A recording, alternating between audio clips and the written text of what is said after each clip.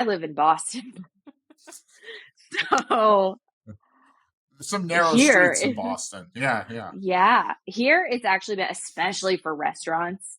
So during COVID with all the restrictions, we have really small, these restaurants are buildings that were built 200 years ago.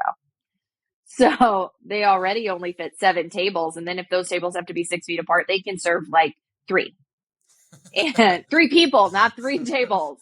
That's it. So outside space just became a huge premium here in Boston. And then what happens is when you can't take the sidewalk because everyone walks in Boston, so you can't put those tables on the sidewalk. So they're giving up parking. And the restaurants are the city is essentially leasing them portions of the city or the streets, which are owned by the city. Um, and then you're taking away parking from the neighborhoods, which is a whole nother issue.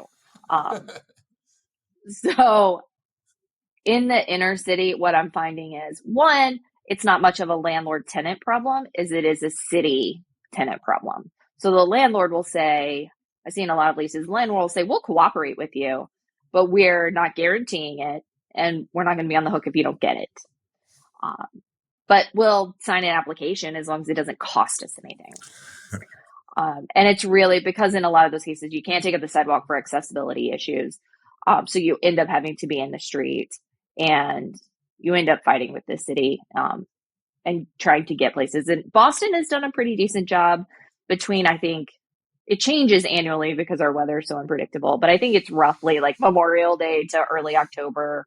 You can pay a fee to the city essentially for the rent of those parking spots and build out and have the outdoor space. And then at the end of the season, you have to take it back up. And it seems to be neighborhood specific here. So the South End is a little more outdoor friendly. The North End, I think, has a process for it. In Seaport, you don't really need it because it's already so large. But I'm really seeing it outside the shopping center setting in the cities. It's really more of a tenant. There's not much in the lease to deal with it.